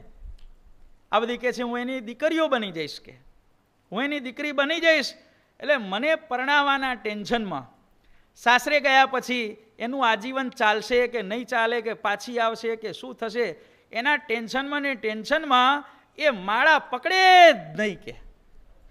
આ પ્રમાણે અસુરોએ નિર્ણય તે કર્યો કે આપણે હવે સ્વામિનારાયણ ભગવાનના આશ્રિતોને શસ્ત્રોથી એની સામે લડવું નથી, પણ આપણે શું કરવું છે? હવે આપણે એના સગા સંબંધી સ્વરૂપે આપણે એના ભેગા ભળી જઈએ કે, અને જે કાચા પોચા હશે એ બધા સત્સંગ મૂકી અને પક્ષ કોનો રાખશે? આપણો રાખશે. જેમ બધા મુક્તો પૃથ્વી ઉપર પ્રગટ થયા, બદ્રિકાશ્રમના ઋષિઓ ભક્તિદેવી ધર્મદેવ પણ પૃથ્વી ઉપર પ્રગટ થયા, ત્યારે અસુરોએ પણ ઠેક ઠેકાણે પૃથ્વી ઉપર જન્મ તે ધર્યા. અને અસુરોએ શું પ્રવૃત્તિઓ શરૂ કરી? પરમ સુખા સહિષ્ણવ યે દાનવા દૈત્યા ચ આસન, તે દ્વિજાદીનામ કુલેશુ પૂર્વતઃ હિ ઉત્પેદિરે. ભગવાન પ્રગટ થયા એના પહેલા જ અસુરોએ વિવિધ કુળની અંદર જન્મ ધારણ તે કર્યા. પોતાનું અસુરપણું ગુપ્ત રાખવા માટે સ્વ્યામ અસુરતામ ગોપ્તુમ તે સર્વે વિષ્ણોહો હરસ્ય કાલ્યાહ ચ દીક્ષામ આદાય નૃણામ ગુરુતામ પેદિરે. અસુરોએ પોતાનું અસુરપણું ગુપ્ત રાખવાને માટે કેટલાક અસુરો વિષ્ણુ ભગવાનના મંદિરોમાં, કેટલાક અસુરો શિવ મંદિરોમાં અને કેટલાક માતાજીના મંદિરોમાં દીક્ષા લઈને સાધુ તે બન્યા. સાધુ બન્યા અને સાધુ બન્યા પછી મંદિરોની અંદર કાળા કામો તે કરવા માંડ્યા. અને એક અસુર કાળું કામ કરે એટલે બેઇજ્જતી કોની થાય? આખા મંદિરની થાય. અને પરિણામ શું આવે કે હરિભક્તો હજારોથી ધમધમતું મંદિર હોય અને એમાંથી એકાદું આવું કાળું કામ કરનારો પાકે એટલે 80% પબ્લિક મંદિરમાં આવતી બંધ થઈ જાય. જો ભગવાનમાંથી પાળવાને માટે આવી રીતે અસુરો વિષ્ણુના મંદિરોમાં, શંકર ભગવાનના મંદિરોમાં, કાલ્યાહા એટલે કે માતાજીના મંદિરોમાં સાધુ રૂપે દીક્ષા લઈ અને મંદિરોની અંદર ઘૂસી ગયા. કેટલાક સાધુ બનીને તો કેટલાક જે તે સંપ્રદાયના આચાર્યો બનીને પણ અનેક પ્રકારનો અનાચાર તેને પ્રોત્સાહન તે આપવા લાગ્યા. તત્ર કેચિત અસુરાહાતુ રાજ્ઞામ ગુરવઃ ભૃત્વા. કેટલાક અસુરો મોટા મોટા રાજાઓના દરબારની અંદર રાજાઓના ગુરુ સ્વરૂપે ત્યાં પેસી ગયા અને પછી કહેવા માંડ્યા કે ભાઈ આ તો બધું ધતિંગ છે, ખોટું છે, સાચો ભક્ત હોય એને ગમે તેમ કરી અને એને જેલમાં પુરાવી દે. અનેક પ્રકારના અનાચારો આ પૃથ્વી ઉપર શરૂ તે થયા. મદ્યપાન સમાસક્તા. દારૂ પીવાની અંદર અત્યંત તત્પર. પીબેક નામ કેમ પડ્યું હતું? સંસ્કૃતની અંદર પીબ, પીબ એટલે પીવું. જે માણસ પીવે ને એને શું કહેવાય? પીબ. પણ કેવું પીવે? ગળા સુધી 24 કલાક દારૂ હોવો જોઈએ. ગળાથી સેજ નીચો દારૂ ઉતરે ને એટલે વળી પાછો પી લેવાનો. સેજ નીચો ઉતરે વળી પાછો પી લેવાનો. કોઈ પણ ટાઈમે વ્યક્તિનું ટેસ્ટિંગ કરવામાં આવે ત્યારે દારૂનું લેવલ કેટલું હોવું જોઈએ ભાઈ? ગળા સુધી દારૂનું લેવલ ઓછામાં ઓછું હોવું જોઈએ. આટલો બધો જે દારૂ પીતો હોય એને પીબ કહેવાય. અને એવા અનેક પીબોમાંનો એક એને કહેવાય પીબેક. આખો દિવસ એ દારૂમાં પડ્યા હોય. સ્ત્રી દ્રવ્ય રસ લોલુપાહા. મંદિરમાં દર્શન કરવા આવનારી સ્ત્રીઓ ઉપર કુદ્રષ્ટિએ જોનારા. દ્રવ્ય પોતાના ભક્તોની પાસેથી કેમ પૈસા ખંખેરવા એના જ યુક્તિ પ્રયુક્તિમાં હંમેશા પોતાનું મન દોડાવનારા. રસલોલુપાહા. સારું સારું ખાવાની અંદર અત્યંત આસક્ત. દુરાચાર પરાયણાહા. દુરાચારની અંદર હંમેશા તત્પર રહેનારા. કુટિલાહા. સ્વભાવથી પાછા ક્રૂર. તે સર્વે યજ્ઞોદ્દેશેન ભૂરીશઃ પશુન પક્ષીણ ચ જગ્નુઃ. માંસ ખાવા માટે અનેક પ્રકારના હિંસામય યજ્ઞો પણ કરવા લાગ્યા. કારણ કે ડાયરેક્ટ મારે તો હિંસાનું પાપ લાગે, પણ આ તો ઠાકોરજી કે વાસ્તે કરના હૈ કે લાઓ દો બકરા, दो घेटा, दो मुर्गा काट डालोगे और फिर इसका प्रसाद लो. એમ કરી અને હિંસામય યજ્ઞોનું આચરણ એ પણ બાવાઓ છડે ચોક કરવા લાગ્યા. દેવતા મંદિરેષુ અપી પરસ્ત્રીણામ સંગમ ચ ચક્રુહુ. કેટલાક અસુરો તો એટલા બધા હિંમતવાન બની ગયા કે ઠાકોરજી જાગતા હોય, પડદો ન પડ્યો હોય તો પણ મંદિરના હોલની અંદર ઠાકોરજીની સન્મુખ પર સ્ત્રીઓને ફાવે એ પ્રમાણે ભોગવવા તે લાગ્યા. આવા પણ અસુરો ધંધાઓ કરવા માંડ્યા. કેટલાય શિષ્યોને દીક્ષા આપી અને કેટલાયને રવાડે પણ ચડાવી દીધા. આવો ભયંકર મહારાજ કહે છે કે ગોપાળ બાપા કહે છે કે પૃથ્વી ઉપર અધર્મ વ્યાપ્યો. અને આવો જ્યારે અત્યંત અધર્મ વ્યાપ્યો ત્યારે પૃથ્વી એ પાપનો ભાર સહન કરવા માટે સમર્થ થઈ નહીં.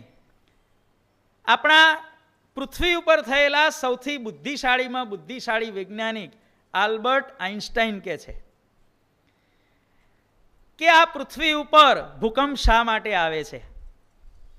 ટાઈમે વરસાદ કેમ નથી આવતો? આઈન્સ્ટાઈને વૈજ્ઞાનિકોની સભાની અંદર એણે પડકાર ફેંક્યો કે આખી પૃથ્વીની અંદર હું એક શરત મૂકું અને એ શરતનું જો પાલન થાય તો એ શરતનું પાલન થયા પછી જો પૃથ્વી ઉપર એક પણ ભૂકંપ આવે ને તમારે મને ફાંસીએ લટકાવી દેવાનો.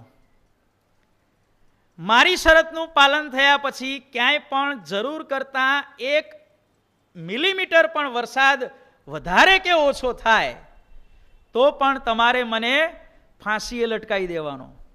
મારી શરતનું પાલન થયા પછી ક્યાંય પણ દરિયામાં સુનામી આવે, પૃથ્વીમાં દુકાળ પડે, ક્યાંય અતિવૃષ્ટિ થાય, અનાવૃષ્ટિ થાય તો તમારે મને ફાંસીએ લટકાવી દેવાનો. પણ મારે તમારી પાસે એક શરત મૂકવી છે અને એ શરતનું પાલન કરશો ને પછી પૃથ્વી ઉપર ક્યાંય ભૂકંપ નહીં આવે, ટાઈમે વરસાદ આવશે, ક્યાંય દુકાળ પણ નહીં પડે. ત્યારે બધા વૈજ્ઞાનિકો કહે સાહેબ બોલો બોલો કે આવું તો અમે ઈચ્છીએ છીએ. ત્યારે આઈન્સ્ટાઈને કહ્યું કે આ સોલ્યુશન મારું નથી, કે તમામ પ્રોબ્લેમોનું સોલ્યુશન કોણ આપે છે? ભારતની સર્વશ્રેષ્ઠ સંસ્કૃતિ આપે છે. કે શું સોલ્યુશન છે? ત્યારે આઈન્સ્ટાઈન બોલ્યા અહિંસા પરમો ધર્મ. જગતની અંદર જેટલા પણ કતલખાના છે ને બધા કતલખાના બંધ કરાવી દો અને આખી પૃથ્વી ઉપર જેટલા પણ મનુષ્યો છે એ બધાને માંસાહાર બંધ કરાવી અને બધાને જો શાકાહારી બનાવશો તો પૃથ્વી ઉપર ક્યારે ભૂકંપ નહીં આવે, ક્યારે દુકાળ નહીં પડે, ક્યારે અતિવૃષ્ટિ નહીં થાય, ક્યારે અનાવૃષ્ટિ નહીં થાય, ક્યાંય વીજળી પણ નહીં પડે. આઈન્સ્ટાઈન કે જાઓ આ મારું વચન છે. કે વિચાર કરો કે આ લોકનો આઈન્સ્ટાઈન જ્યારે આટલી બધી ગેરંટી આપતા હોય તો આપણા સ્વામિનારાયણ ભગવાને કહ્યું છે શિક્ષાપત્રીની પહેલી જ આજ્ઞા શું છે? જીવ પ્રાણી માત્રની હિંસા ક્યારે પણ કરવી નહીં. આ પૃથ્વી ઉપર બધા દુરાચારો થાય છે એના પરિણામે આ પૃથ્વી ઉપર અનેક પ્રકારની આ બધી ઉપાધિઓ આવે છે. ભાઈ પેલા ભૂકંપ થયો, કેમ ભૂકંપ થયો? વરસાદ નથી પડતો, કેમ નથી પડતો? આપણા આચરણમાં ભલી વાર નથી. પૃથ્વી ઉપર અધર્મ વ્યાપ્યો ત્યારે એ પૃથ્વી, કારણ કે સૌથી ભારેમાં ભારે વસ્તુ કઈ છે? પાપ. પાપનો ભાર પૃથ્વી ક્યારે પણ સહન કરી શકતી નથી. ત્યારે શું થયું? તેનેવ સર્વેશ વૈદિકા યજ્ઞાહપી અનશ્યન. અહિંસામાં યજ્ઞો બધાય નાશ તે પામ્યા. તસ્માદ ભૂમો ક્વચિત વૃષ્ટિ અત્યલ્પા અભૂત ક્વચિત ચન. ક્યારેક જરૂર ન હોય તો પણ વધારે વરસાદ પડવા લાગ્યો. ક્યાંક ખરેખર જરૂર હોય તો ત્યાં કેટલાય દિવસો અને મહિનાઓ સુધી વરસાદ તે નહોતો આવતો. ભૂહુ મુહુ અકંપત. પૃથ્વી વારંવાર કંપવા લાગી. સર્વે જના ચિત્તે ભૃષમ ચીખી દે રે. પૃથ્વી ઉપર રહેલા જે મનુષ્યો હતા એ દરેકના અંતઃકરણની અંદર કામ, ક્રોધ, લોભ, મોહ, મદ, મત્સર, ઈર્ષા બધા અંતઃશત્રુઓનો વારંવાર વધારો થવા માંડ્યો. માણસો વિના કારણે જેને ને તેને મારવા માંડ્યા. માણસો વિના કારણે પરસ્પર ઝઘડવા માંડ્યા. પશુ પંખીઓની અંદર પણ સજાતી પણ અંદરો અંદર લડવા માંડ્યા. આખી પૃથ્વી આખી કલહમય થઈ ગઈ. ભાઈ અને આટલું બધું જ્યારે અધર્મનું જોર વ્યાપ્યું ત્યારે જેમ ગાઢ રાત્રિ પૂરી થાય, કારણ કે પ્રભાત થયા પહેલાની રાત્રિ બહુ જ ગાઢ હોય છે. બાળકનો જન્મ થાય એના પહેલાની વેદના પણ બહુ જ ભયંકર હોય છે. એ પ્રમાણે જ્યારે આ પ્રમાણે અધર્મનું બહુ જોર વ્યાપ્યું ત્યારે કોશલ દેશમાં આવેલા ઇટારપુર નામના ગામમાં એક સુંદર મજાનો પ્રસંગ બન્યો. શું પ્રસંગ બન્યો? કે તત્ર વેદશાસ્ત્ર વિશારદ બાલ શર્મા અભૂત. બાલ શર્મા નામના એક વિપ્રતે રહેતા હતા. યસ્ય સદ્ગુણાન્વિતા ભાગ્યવતી સંજ્ઞા પત્ની આસીત. એમના ધર્મપત્ની ભાગ્યવતી નામે દેવી હતા. અથ નિખિલ મંગલ કારણમ ભગવત પુરુષોત્તમસ્ય ભૂરિપ્રિય અસ્મિન લોકે તત્ર ચ સુખલબ્ધિ સુહેતુ ઈશ ય ધર્મ સ તત બાલ શર્મણ તસ્યામ ભાગ્યવત્યામ પ્રકટિતુમ અદ્ધા સમયચ્છત. સ્વામિનારાયણ ભગવાનના સંકલ્પે કરી અને ધર્મદેવે પ્રગટ થવાનો સંકલ્પ ક્યાં કર્યો? આ બાલ શર્મા અને ભાગ્યવતી દેવીને ત્યાં પ્રગટ થવાનો સંકલ્પ તે કર્યો. અને સમય પસાર થતા સંવત 1796 કારતક સુધી એકાદશીને દિવસે બુધવારના દિવસે ભગવાનના આ લોકની રીતે જે પિતા થાય એ ધર્મદેવ બાલ શર્મા અને ભાગ્યવતી દેવીને ત્યાં પ્રગટ તે થતા હવા. ધર્મદેવ પ્રગટ થયા. ધર્મદેવનું સ્વરૂપ કેવું હતું? તો ધર્મદેવ જ્યારે પ્રગટ થયા ત્યારે ગોપાળ બાપા કહે છે કે આકાશની અંદર દુંદુભીના નાદ તે થયા. દેવતાઓએ પુષ્પવૃષ્ટિ કરી. આખું ગામ ઇટારપુર ગામ એની અંદર વાતાવરણ પણ મંગલમય થઈ ગયું. અને ધર્મદેવનું સ્વરૂપ કેવું હતું? ધર્મદેવ આજાન બાહુ હતા. એમના હાથ છેક ઢીચણ સુધી પહોંચતા હતા. આવા ધર્મદેવ હતા. ધર્મદેવનું મુખારવિંદ કેવું હતું કે ધર્મદેવને જે જુએ એને જગતની અંદર બીજું કશું જોવાની પણ ઈચ્છા ન થાય. આવું સુંદર મજાનું ધર્મદેવનું સ્વરૂપ. અને એ ધર્મદેવ કેવા સહનશીલ હતા. જ્યારે ધર્મદેવ પ્રગટ થઈ અને માતાની બાજુમાં પડ્યા હતા ત્યારે આપણે જાણીએ છીએ કે ગામડાઓમાં મચ્છરોને બધું બહુ હોય. ધર્મદેવના શરીર ઉપર મચ્છરો બેસતા હતા. મચ્છરો ધર્મદેવને ડંખ મારતા હતા. પરંતુ કોમળ ત્વચા ધરાવતા એ બાલ સ્વરૂપ ધર્મદેવ મચ્છરોને ઉડાડવાનો પ્રયત્ન પણ કરતા હતા નહીં. અને મચ્છરોને દંશને કારણે થતી જે પીડા એ પીડાને કારણે ધર્મદેવ બિલકુલ રુદન પણ નહોતા કરતા. ત્યારે આજુબાજુ દર્શન કરવા આવેલા એમને જોવા માટે આવેલા લોકોએ કહ્યું કે જુઓ તો ખરા કે આ ભાગ્યવતી દેવીનો પુત્ર આ બાલ શર્માનો પુત્ર કેટલો બધો સહનશીલ છે. કે મચ્છરો કરડવા છતાં બિલકુલ રડતો નથી. કે સહનશીલતાનું મૂર્તિમાન સ્વરૂપ આ બાલ શર્મા અને ભાગ્યવતી દેવીનો પુત્ર ખરેખર આ તો ધર્મનું મૂર્તિમાન સ્વરૂપ તે છે. જ્યારે આગાહી થઈ ને એ જ સમયે માણસો એમને કહી દીધું હતું કે આ તો સાક્ષાત ધર્મનું સ્વરૂપ છે. ત્યાર પછી ભક્તિદેવી પણ પ્રગટ થયા. તત ઉત્તરશ્યામ દિશી છુપૈય ઇતિ સંપ્રથિત ગ્રામ અસ્તિ. ત્યાં જ બાજુની અંદર છપૈયા નામનું ગામ છે. અને ત્યાં ભગવત પ્રિય કૃષ્ણ શર્મા નામે વિપ્રેન્દ્ર આસિત. કૃષ્ણ શર્મા નામના એક વિપ્ર રહેતા હતા. અને તેમના અતિરુચિરા ભવાની ભવાની નામના એક દેવી એ પણ એમના ધર્મપત્ની હતા. અને એમના થકી ભક્તિ માતાનું પ્રાગટ્ય તે થયું. ક્યારે થયું ભાઈ? 1796 કારતક સુધી પૂનમને દિવસે ભક્તિદેવી તે પ્રગટ થયા. જુઓ ભાઈ. અને એમના જાત કર્મ આદિ સંસ્કાર કરવામાં આવ્યા અને એમનું નામ પાડવામાં આવ્યું. 1798 હો ભાઈ. 1798 કારતક સુધી પૂનમને દિવસે બુધવારના દિવસે ભક્તિદેવી પ્રગટ તે થયા. ભક્તિદેવીનું નામ બાલા રાખવામાં આવ્યું કારણ કે ભગવાન એમને ત્યાં બાલ સ્વરૂપે પ્રગટ તે થવાના હતા. ભક્તિ માતાના નામો કેટલા છે ભાઈ? એક તો બાલા.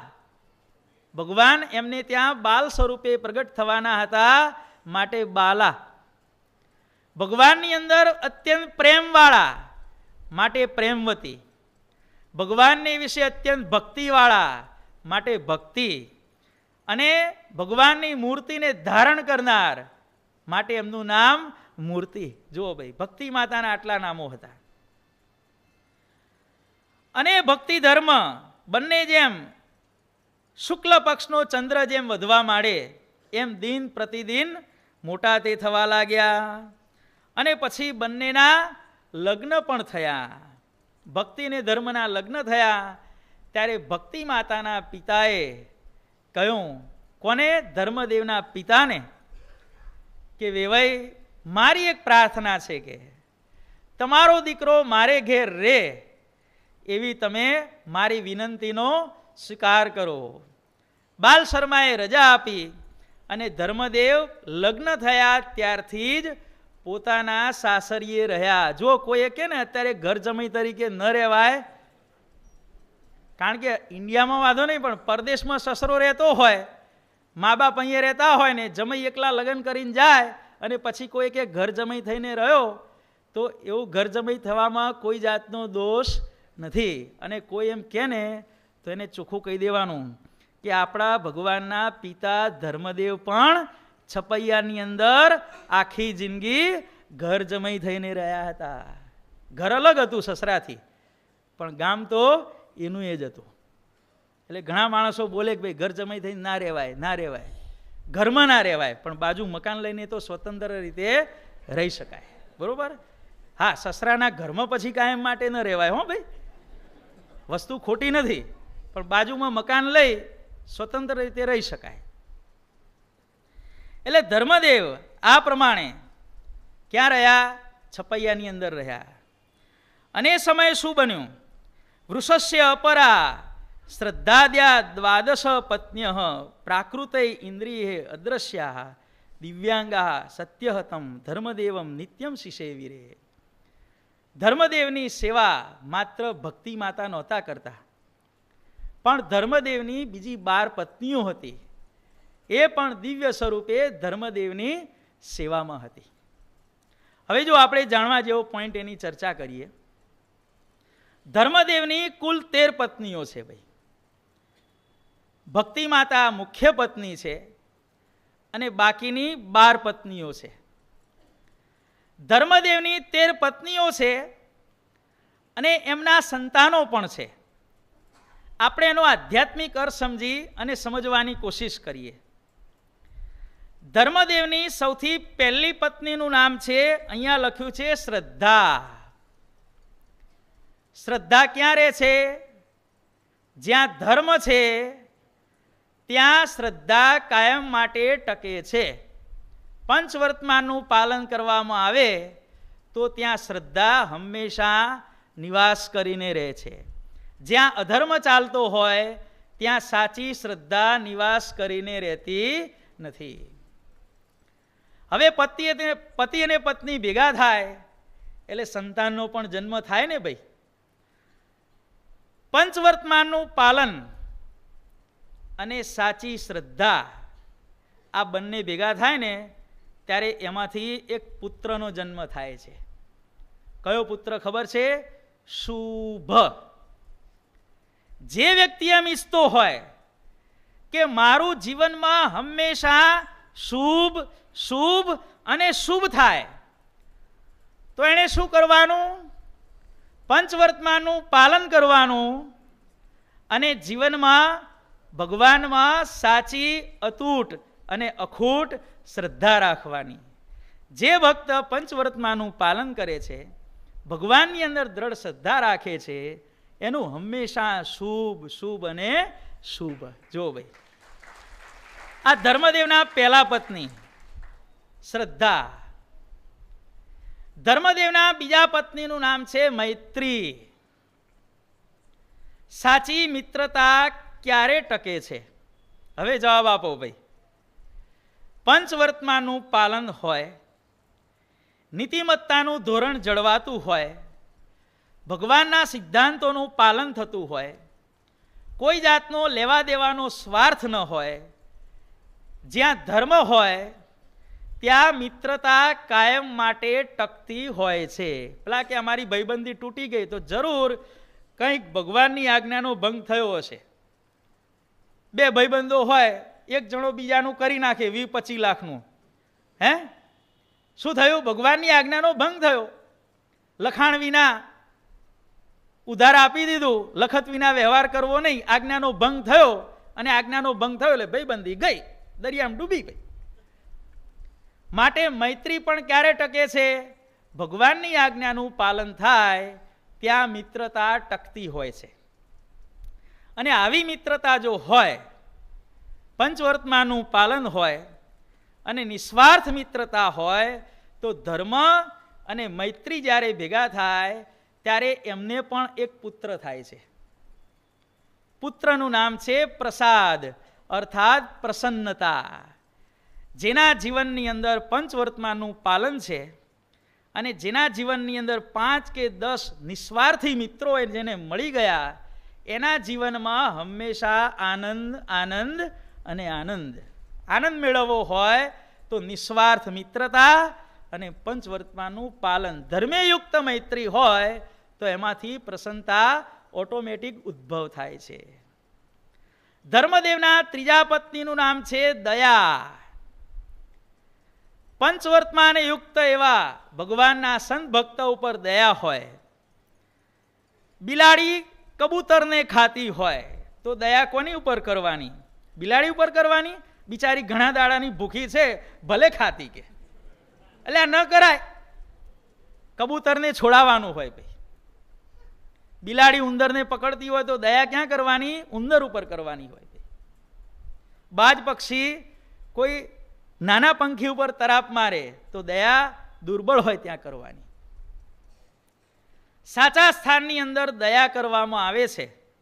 ધર્મયુક્ત દયા જ્યારે કરવામાં આવે છે ત્યારે એમને પણ એક સંતાન ઉત્પન્ન થાય છે. ભાઈ કયું સંતાન? અભય. કોઈ પણ વ્યક્તિ એમ ઈચ્છતી હોય કે મારા જીવનમાં ક્યારે પણ ભયનો પ્રસંગ ન આવવો જોઈએ, તો એને 2 જ વસ્તુ કરવાની. શું કરવાની? ધર્મ નિયમનું પાલન કરવાનું અને જે નબળા કચડાયેલા જે લોકો હોય ને એને મદદ કરવાની. જો જીવનમાં કોઈ દિવસે ટેન્શનનો સમય નહીં આવે, નહીં આવે, નહીં આવે. જાઓ.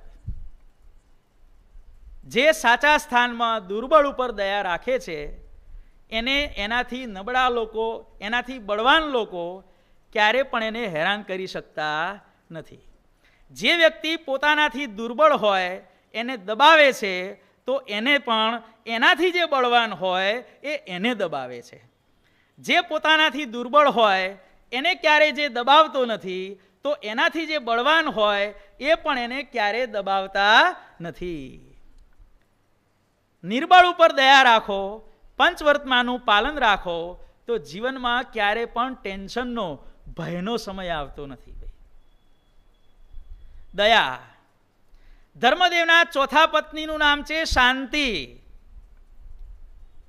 શાંતિ હોય અને ધર્મ નિયમનું પાલન હોય. ધર્મ નિયમનું પાલન કરો અને જીવનમાં ગમે તેવા સંજોગો આવે એમાં પણ મન શાંત રાખો. તો ધર્મ અને શાંતિ ભેગા થયા એટલે એમાંથી વળી પાછો એક પુત્ર પેદા થશે. પુત્રનું નામ છે સુખ. જેને હંમેશા જીવનમાં સુખી થવું હોય એણે પંચવર્તમાનનું પાલન કરવું અને જીવનમાં ગમે તેવા સંજોગો આવે તો મગજ, keep your mind very very cool. મગજ ઠંડુ રાખો અને ધર્મનું પાલન કરો. સુખને શોધવા જવું નહીં પડે, બલકે સુખ આપણને શોધતું શોધતું આપણી સામે ચાલીને આવશે. ધર્મદેવના ચોથા પત્ની શાંતિ, એનો પુત્ર છે સુખ. ધર્મદેવના પાંચમા પત્નીનું નામ છે તુષ્ટિ.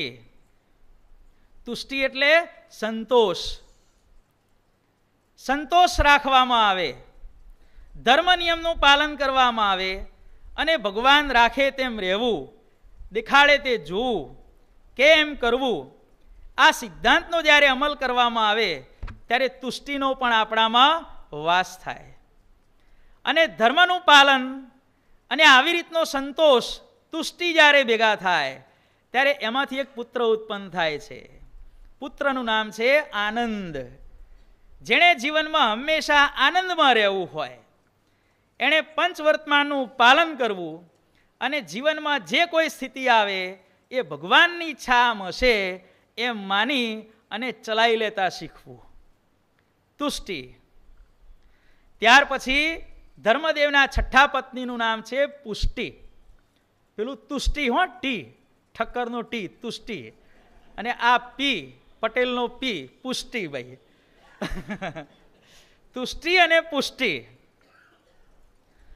પુષ્ટિ એટલે શું? વિકાસ. વિકાસ કરવામાં આવે ભગવાનની આજ્ઞામાં રહીને. પુષ્ટિ એટલે શું ભાઈ? પુષ્ટિ, સંપ્રદાયની પુષ્ટિ એટલે શું ભાઈ? સંપ્રદાયનો વિકાસ.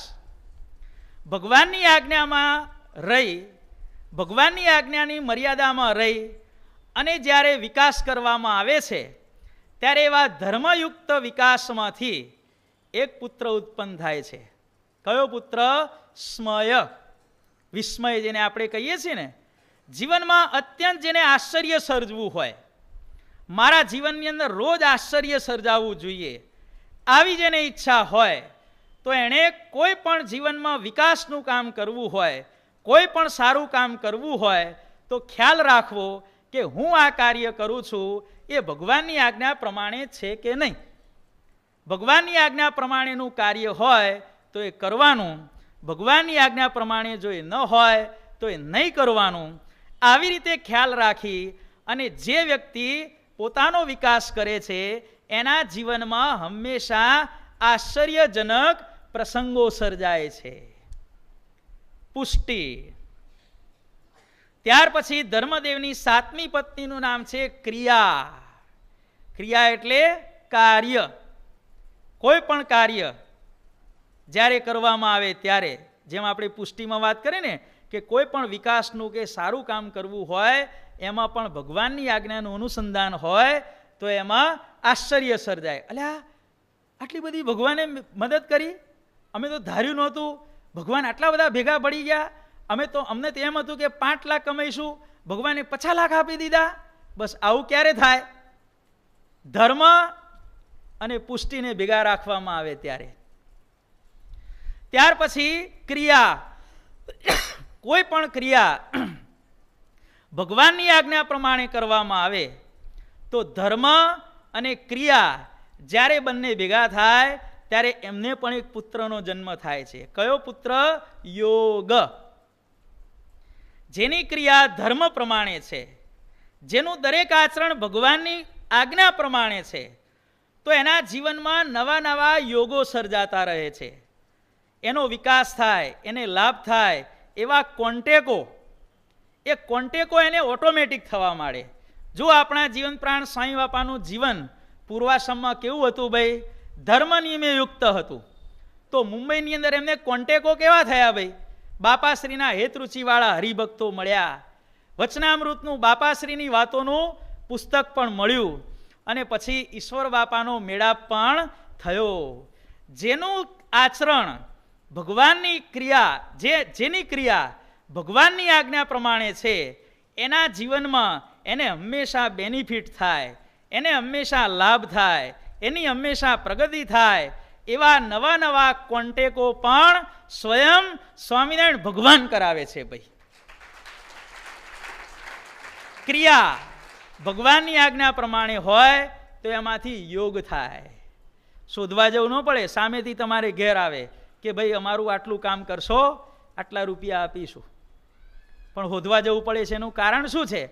કે આપણી ક્રિયા ભગવાનની આજ્ઞા પ્રમાણે નથી.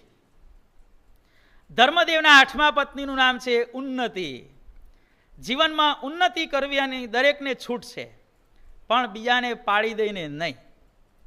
ધર્મને સાથે રાખી અને જ્યારે એને ઉન્નતિ એની કરવામાં આવે છે ત્યારે એ ઉન્નતિ અને ધર્મ નિયમ જ્યારે ભેગા થાય છે ત્યારે એમનામાંથી પણ એક પુત્ર પેદા થાય છે. પુત્રનું નામ છે દર્પ.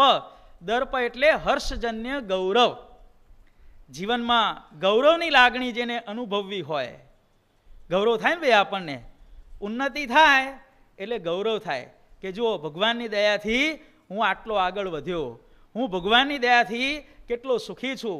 આવી લાગણીનો જો સતત અનુભવ કરવો હોય તો જીવનમાં જ્યારે જ્યારે પણ ઉન્નતિનો પ્રસંગ આવે ત્યારે ધર્મ નિયમને ભેગા રાખી નીતિ અને સિદ્ધાંતની સાથે જો ઉન્નતિ કરવામાં આવે તો વ્યક્તિને હંમેશા ગૌરવ મળતું હોય છે. આખી દુનિયા એના વખાણ કરે. ભાઈ ગૌરવ મેળવવું હોય તો શું કરવાનું? જેવી ઉન્નતિ કરવાની. પણ ઉન્નતિ કઈ રીતે કરવાની? બીજાના પગ કાપીને નહીં, ધર્મને સાથે રાખીને, નીતિ અને સિદ્ધાંતને રાખીને જે વ્યક્તિ આગળ વધે છે એને આખી દુનિયા ગૌરવ તે આપે છે. જો આ ધર્મદેવની પત્નીઓના નામ આપણે એક પછી એક લેતા જઈએ છીએ. ત્યાર પછી ધર્મદેવની આગળ 9મી પત્ની, એનું નામ છે બુદ્ધિ. બુદ્ધિ, ધર્મ અને બુદ્ધિ ભેગા થાય, ધર્મ અને સદબુદ્ધિ બંને ભેગા થાય ત્યારે એમને પણ એક પુત્ર થાય છે. શું નામ છે એનું? અર્થ. ગઈકાલે આવ્યું હતું ને ભાઈ, શાસ્ત્રનો સાચો અર્થ ક્યારે સૂજે? શાસ્ત્રો તો આખી દુનિયા વાંચે છે, પણ સાચો અર્થ કોને સમજાય છે? જેની અંદર સદબુદ્ધિ છે અને જેની જીવનમાં ભગવાનની આજ્ઞાનું પાલન છે, એને શાસ્ત્રનો સાચો અર્થ ઓટોમેટિક સૂજે. જો બાપાશ્રીની વાતોની પ્રસ્તાવનામાં છે કે જેટલું અંતઃકરણ પવિત્ર હોય એટલો શાસ્ત્રનો અર્થ પણ ઓટોમેટિક સ્ફુરે. મહારાજને ને મોટાને અંતરમાં ધારીએ એટલે ખુલાસા ઓટોમેટિક થઈ જાય. પણ અંતરમાં ધરાય ક્યારે ભાઈ? અંતરમાં ધારવા હોય તો સદબુદ્ધિ હોવી જોઈએ, પંચવર્તમાનનું પાલન હોવું જોઈએ. તો બીજાને પૂછવું જવું ન પડે કે ભાઈ આનો શું અર્થ થાય. ભગવાન પોતે આપણને સમજાવે. ભાઈ ત્યાર પછી ધર્મદેવના 10મા પત્નીનું નામ છે.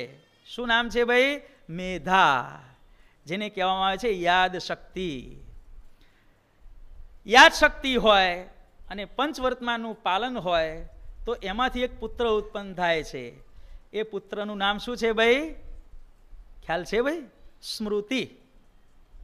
ઘણાની મેમરી બહુ પાવરફુલ હોય, એકવાર વાંચીને યાદ રહી જાય, પણ 2 દાડા પછી પૂછો ભૂલી જાય. કાયમ માટે વસ્તુ યાદ રાખવી હોય તો શું જોઈએ? મેધા જોઈએ અને સાથે સાથે 5 વર્તમાનનું પાલન તે જોઈએ. જો ધર્મદેવના ધર્મપત્ની બુદ્ધિ અને મેધા. ત્યાર પછી ધર્મદેવના 11મા પત્નીનું નામ છે તિતિક્ષા. તિતિક્ષા એટલે સહન શક્તિ. જેના જીવનમાં સહન શક્તિ છે અને પંચવર્તમાનનું પાલન છે તો એમાંથી પણ એક પુત્ર ઉત્પન્ન થાય છે. પુત્રનું નામ છે ક્ષેમ. ક્ષેમ એટલે જે વસ્તુ આપણને મળી છે એ વસ્તુ હંમેશાને માટે સચવાઈ રહે. નહીં તો શું થાય? એક વસ્તુ મળે પછી બીજી વસ્તુ લેવા જઈએ તો પહેલી વસ્તુ જતી રહે. પણ એમ નહીં. ધારો કે આપણને 50 લાખ રૂપિયા મળ્યા અને 50 લાખ રૂપિયા સચવાઈ રહ્યા તો એને શું કહેવાય? ક્ષેમ કહેવાય. 50 લાખ રૂપિયા મળ્યા એને યોગ કહેવાય અને મળેલા રૂપિયા સચવાઈ રહ્યા ભગવાનની દયાથી એને શું કહેવાય? ક્ષેમ. અને એટલા માટે ગીતાની અંદર શું કહે છે? યોગ ક્ષેમમ વહામ્યહમ. આ વીમાવાળા લખે છે ને ભાઈ, યોગ ક્ષેમમ વહામ્યહમ. ન મળ્યું હોય તો આપીએ છીએ અને આપેલું હોય એને અમે સાચવી રાખીએ છીએ. જેની અંદર સહન શક્તિ છે ને પંચવર્તમાનનું પાલન છે તો એને મળેલી જે વસ્તુ છે એ ક્યારે પણ ખોવાતી નથી. જેને મનમાં એમ હોય કે મેં જીવનમાં જે મેળવ્યું છે ભગવાનની કૃપાથી એ ક્યારે પણ ખોવાવું ન જોઈએ.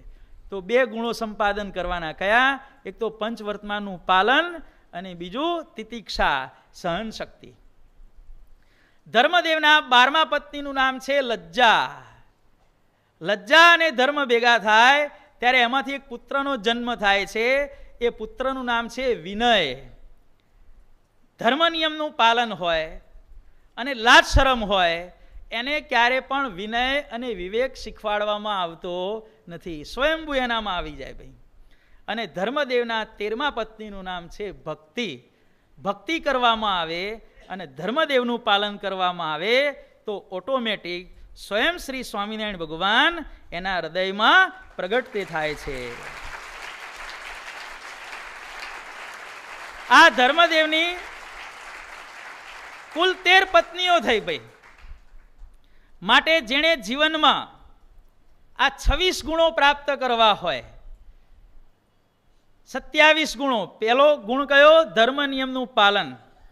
પછી જેણે પોતાના જીવનમાં ઉન્નતિ કરવી હોય, પુષ્ટિ કરવી હોય, તુષ્ટિ કરવી હોય, કે બુદ્ધિ વિકસાવવી હોય, કે કંઈ પણ કરવું હોય, તો એણે હંમેશા દરેક કાર્ય શું રાખીને કરવું? ભાઈ, ધર્મ નિયમમાં રહી અને દરેક વસ્તુ આપણે કરીશું તો પેલા જે પુત્રો ગણાવ્યા ને બધાએ, એ પુત્રોને ક્યારે પણ આમંત્રણ આપવું પડશે નહીં.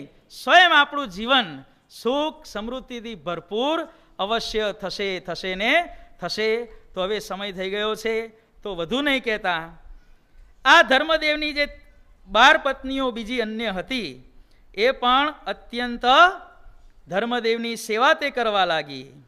અને થોડા સમય પછી અગ્રે અયમ પ્રતાપેન રામ સન્નિભ ભવિતા ઇતિ જ્ઞાત્વા રામ પ્રતાપભાઈનો પણ ત્યાં પ્રાદુર્ભાવ તે થયો. અને રામ પ્રતાપભાઈનો પ્રાદુર્ભાવ થયા પછી અસુરોએ ભક્તિ અને ધર્મને બહુ જ કષ્ટ આપવા માંડ્યું. એટલા બધા હેરાન કર્યા, તેમ છતાં પણ ભક્તિદેવી અને ધર્મદેવ સ્વધર્મની અંદર સ્થિર તે રહ્યા, સેજ પણ ચલાયમાન ન થયા. ત્યારે એમણે નક્કી કર્યું કે હવે આપણે આ સપૈયા છોડી દેવું.